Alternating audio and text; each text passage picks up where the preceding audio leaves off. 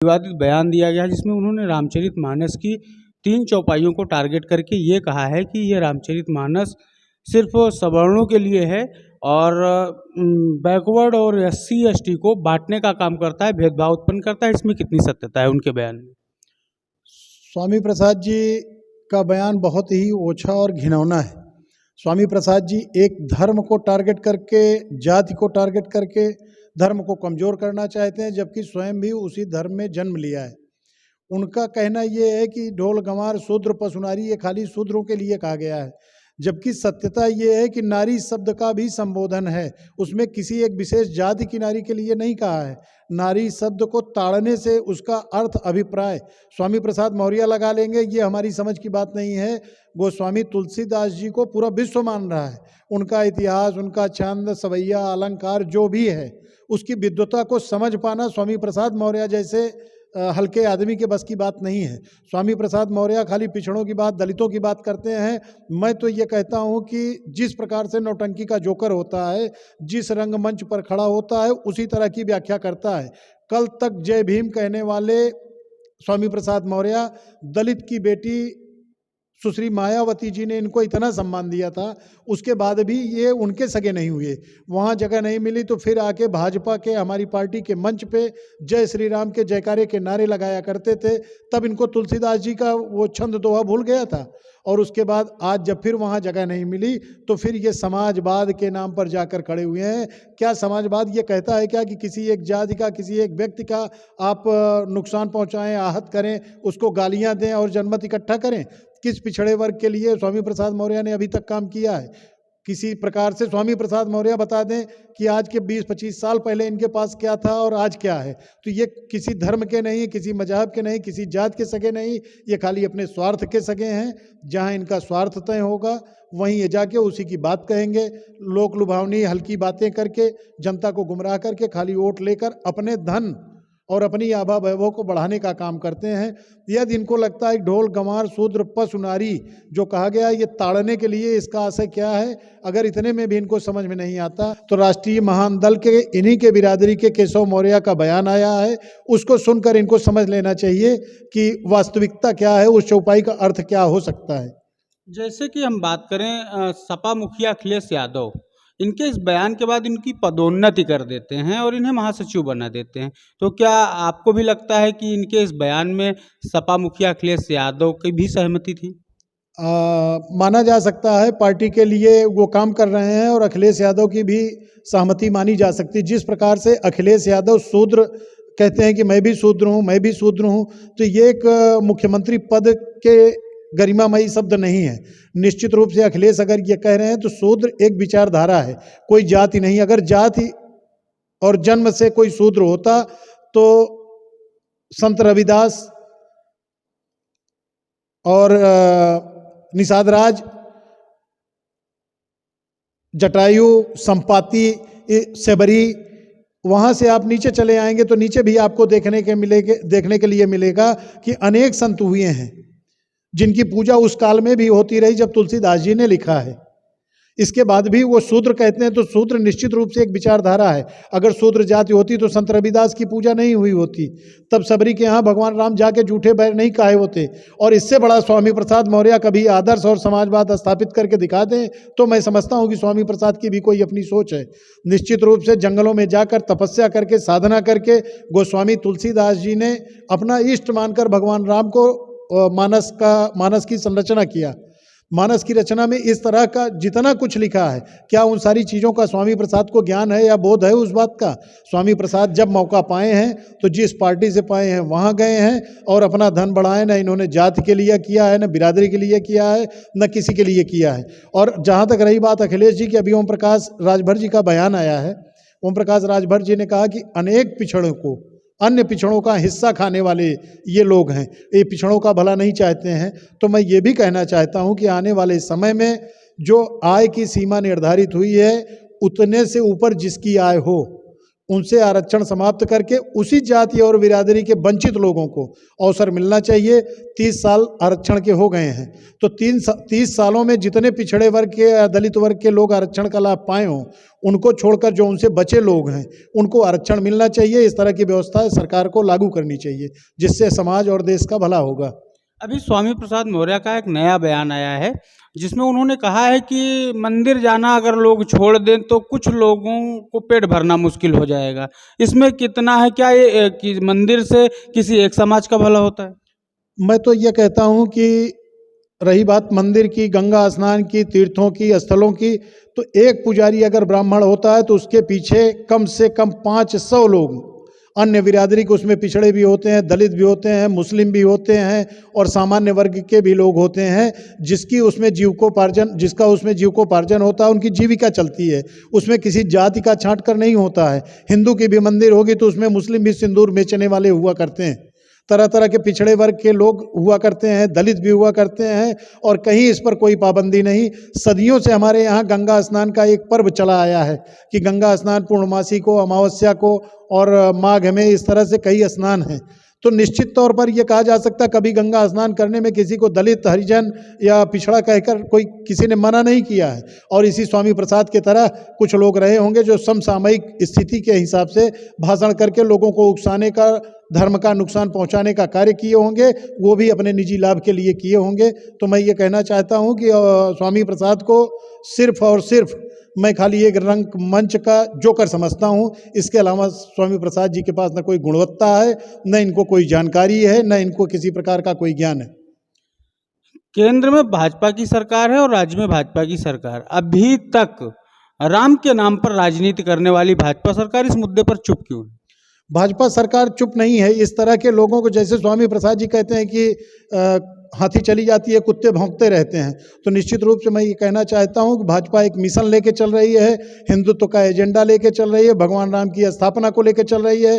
तो स्वामी प्रसाद जैसे कितने लोग भौंक रहे हैं, भौंकते रहे, तो इनके भौंकने से भाजपा या धर्म को कोई आहत या क्षति नहीं होती है।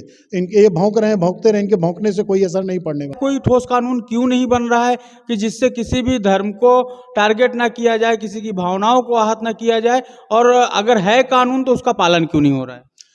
इसका कानून भी है। भारत में लोकतंत्र और व्यवस्था दोनों अलग अलग तरीके से परिभाषित होते हैं। तो निश्चित तौर पर यह कहा जा सकता है कि धर्म के नाम पर जो अपवाद फैलाए जा रहे हैं, जो अपवाद फैलाए जाते हैं उस पर प्रतिबंध लगना चाहिए। अगर उसकी सूचितापूर्वक सही टिप्पणी अगर कोई करता है तो उसको स्वीकार भी करना चाहिए, और गलत टिप्पणी अगर किसी प्रकार से अपने व्यक्तिगत लाभ के लिए, द्वेष फैलाने के लिए इस तरह की टिप्पणी अगर की जाती हैं तो वो चाहे जिस धर्म का व्यक्ति हो, चाहे जिस मजहब का हो, चाहे जिस जाति का हो, उसके विरुद्ध सख्त से सख्त कार्रवाई होनी चाहिए। जैसा कि अभी अगर हम इसको राजनीतिक द्वेष की भावना से देखें, जैसा कि आपने बताया कि रामचरितमानस कहीं किसी को अलग नहीं करता है, सबके लिए है, सबका एक धर्म है, सनातन धर्म का एक ग्रंथ है। तो अगर हम इसे राजनीति की द्वेष से देखें तो सपा को क्या फ़ायदा होने वाला है ऐसी चौपाइयों को उठा के? सपा क्यों ऐसी रामचरितमानस को टारगेट करके क्या लाभ लेना चाहती है राजनीतिक दौर में, राजनीति अपने आने वाले चुनाव में? सपा लाभ लेने का आशय ये है कि नज़दीकी समय में निकाय के और आने वाले समय में लोकसभा का चुनाव है, तो खाली जनमत इकट्ठा करना चाहते हैं कि पिछड़ों को एकत्र कर लिया जाए, दलितों को एकत्र कर लिया जाए, एकत्र कर करके वोट ले लिया जाए। खाली इतनी बात के लिए ये सब किया जा रहा है, बाकी इसका कोई मतलब नहीं। अभी तक स्वामी प्रसाद मौर्य 5 साल तक भाजपा शासन में मंत्री रहे, तब भगवान राम की पूजा करते थे, रामलला हम आएंगे, मंदिर वहीं बनाएंगे, जय श्री राम के नारे लगवाया करते थे। क्या तब रामचरितमानस स्वामी प्रसाद नहीं पढ़े थे? तब भी पढ़े थे। ये खाली वोट की घटिया राजनीति कर रहे हैं, इसके सिवा ये कुछ नहीं है। ये गंदे लोग हैं, इन पर विचार करना, इनके बारे में सोचना, इन पर टिप्पणी करना ये मूर्खतापूर्ण काम है। हमको तो ये लगता है कि इनको खाली एक रंगमंच का जोकर मान लिया जाए, इतनी सी इनकी गुणवत्ता है, इसके अलावा ये कुछ नहीं। हमको तो लगता है कि स्वामी प्रसाद मौर्य खुद क्रिश्चियन बनना चाहते हैं और देश की एक बड़ी संख्या को इंगित कर रहे हैं कि हम क्रिश्चियन बनने चल रहे हैं और आप लोग भी इसका अनुपालन करिए, जबकि ये भारत देश में होने वाला नहीं है। आदरणीय बाबा साहब भीमराव अंबेडकर को भी धर्म परिवर्तन के लिए बहुत से प्रोत्साहन मिले, लेकिन उन्होंने हिंदू धर्म ना छोड़कर बौद्ध धर्म को स्वीकार किया और हिंदू और सनातन धर्म हमारा इतना मजबूत और इतना बड़ा है कि इसमें सबका पोषण हो जाता है। हमारा धर्म इतना मजबूत है कि स्वामी प्रसाद और अखिलेश जी के कहने से न हमारा धर्म कमज़ोर होगा, न हमारी संस्कृति कमज़ोर होगी और न ही हमारा देश कमज़ोर होगा। आदरणीय मोदी जी और आदरणीय योगी जी और भारत के तमाम ऐसे संगठन और तमाम धर्माचार्यों के माध्यम से हमारा देश चल रहा है, आज से नहीं युगों युगों से चला आ रहा है। अखिलेश जी जहाँ शूद्रता की बात करते हैं, वहीं कृष्ण भगवान का लालन पालन वसुदेव जी के यहाँ जन्म लेने के बाद नंद बाबा के यहाँ हुआ। बलदाऊ जी थे तो क्या वो भी शूद्र थे? हमारे देश में तो सबकी पूजा हुआ करती है और ये लोग इस तरह के हैं। जहाँ नारी को ताड़ने के लिए गोस्वामी जी ने लिखा है, तो वहीं ये भी लिखा है, यत्र पूज्यन्ते नारी तत्र रमन्ते देवता। हमारे देश में परंपरा रही है कि नारियों को लक्ष्मी का दर्जा मिला हुआ है और उसके बाद इस तरह की बात करते हैं। कोई शूद्र कहता है, हो सकता है अखिलेश यादव अपने को शूद्र समझते हैं क्योंकि राम भक्तों पर उनके पिताजी ने ही गोली चलवाई थी। पृथक राज्य की मांग करने वाले 20 लोगों की हत्या मसूरी में दिन दहाड़े करवा दी गई थी। अपनी मांग मांगने के लिए अगर कोई जाता है तो क्या उसकी हत्या कराई जाती है?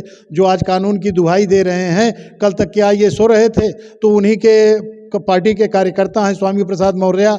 फिर कल किसी दूसरे, आज लाल रंग का भोंपू पाए हैं, लाल रंग के भोंपू से चिल्ला रहे हैं स्वामी प्रसाद, कल पीले रंग का मिल जाएगा, पीले रंग के भोंपू से चिल्लाने लगेंगे। तो ये भोंपू हैं, इनके कहने सुनने से हमारा धर्म कमज़ोर होगा, ना हमारा देश कमज़ोर होगा, ना हमारी संस्कृति रीति और परंपरा कमज़ोर होगी और ना तो पूज्य ब्राह्मणों को ही ये कमज़ोर कर पाएंगे। जो ये एक मिशन बना के चलना चाह रहे हैं, ये खुद कमज़ोर हो रहे हैं और खुद कमज़ोर हो जाएंगे। समाजवादी पार्टी के लोग जब भगवान राम के, भगवान कृष्ण के और हमारे परंपरा के, संत सनातन धर्म के नहीं हो रहे हैं तो ये किसी और के नहीं होंगे। अगर आध्यात्मिक जीवन में देखा जाए तो भगवान के नहीं हो रहे हैं और भौतिक जीवन में देखा जाए तो न ये मायावती के हुए, न भाजपा के हुए और न ही ये अखिलेश यादव के होंगे। थोड़े दिन का समय, थोड़े दिन बाद यही स्वामी प्रसाद मौर्य फिर जैसे पहले अखिलेश यादव को गाली देते थे, अपशब्द कहते थे, अगले मंच पर कुछ दिनों के बाद आप देखेंगे तो ये फिर वही करते आपको मिलेंगे, क्योंकि इनकी नैतिकता और शुचिता सब खत्म हो गई है। इनके पास कुछ रह नहीं गया है, खाली चिल्लाने के सिवा इनके पास कुछ बचा नहीं है शेष। इसीलिए इस तरह का वक्तव्य देते हैं और घिनौनी हरकत करते हैं। आने वाले समय में रामचरितमानस को लेकर क्या बीजेपी भी कोई नया स्टंट करने वाली है? बीजेपी को स्टंट करने की जरूरत नहीं। भारत एक ऐसा देश है कि जहां रामचरितमानस के बारे में कौन नहीं जानता है और आज से नहीं कई हजार वर्षों से ये चला आ रहा है, तो इसमें स्टंट करने की कोई ज़रूरत नहीं है। सारे लोग मानस को समझ रहे हैं, सारे लोग हमारे भगवान कौन है, हमारा इष्ट क्या है, हमारा धर्म क्या है, इसको भारत के लोग सब जानते हैं और उसी के अनुसार भारत चल रहा है, उसी के अनुसार चलेगा। स्वामी प्रसाद के जैसे कितने लोग, रावण जैसे महान महाशक्तिशाली लोग आए और उनका दम्भ नहीं चला, वो भी रामलीला को समाप्त करना चाहते थे, संतों महात्माओं का उत्पीड़न किया करते थे, इसी तरह की टिप्पणी किया करते थे। तो जब सतयुग में राक्षस का नहीं चला, त्रेता में नहीं चला, द्वापर में नहीं चला, तो कलयुग में कतई नहीं चलने वाला है। इन लोगों के कहने से किसी को स्टंट फैलाने को, राम के आदर्शों को और मजबूत करने का कोई काम नहीं है। वो अपने आप में इतना मजबूत है कि वो हिमालय पर्वत से भी बड़ा और हिमालय पर्वत से भी मजबूत है। न उसको कोई डिगा सकता है, न उसको हिला सकता है। वो अपनी जगह सत्य है और अटल है। निषाद राज, सबरी और पशु पक्षी, बानर, भालू, सबका सहयोग लेकर भगवान ने एक बड़े समाजवाद की स्थापना किया था। रावण का उन्होंने राक्षस होने के नाते वध किया और रावण को ब्राह्मण होने के नाते नहीं वध किया उन्होंने। रावण भी ब्राह्मण था, लेकिन रावण ब्राह्मण नहीं था, रावण विचारों से राक्षस हो गया था। इसलिए उसका वध करके धर्म को मजबूत किया, सत्य सनातन को मजबूत किया और संतों के साथ हो रही हिंसा को, समाज के साथ हो रही हिंसा को उन्होंने रोका है। निश्चित रूप से ये बहुत ही मजबूत है कि भगवान राम के आदर्शों का अगर स्वामी प्रसाद 1% भी पालन करना शुरू कर देंगे तो स्वामी प्रसाद का व्यक्तित्व और चरित्र और उनका कुल भी तर जाएगा। जिस तरह से वो नरक की तरफ अपना पैर बढ़ाए हुए हैं और अपने कुल को, खानदान को और अपने धर्म को, सबको डुबोना चाहते हैं, वो निश्चित ही कहीं ना कहीं उनके दिवालिया पागलपन या मस्तिष्क हेर फेर का विषय है। और ये कहा जा सकता है कि स्वामी प्रसाद जैसे जो उन्होंने कहा है कि भौंकते रहें तो इससे कोई फर्क नहीं पड़ने वाला है। अभी हमारी बात हो रही थी भाजपा नेता कुंदन सिंह जी से। हमारी यह खबर आपको कैसी लगी हमें कमेंट बॉक्स में जरूर बताएं। हमारी यह खबर आप YouTube पर देख रहे हैं तो चैनल को सब्सक्राइब करें और बेल आइकन को जरूर दबाएं। यदि हमारी खबर आप Facebook पर देख रहे हैं तो पेज को फॉलो करें, वीडियो को लाइक और शेयर करें।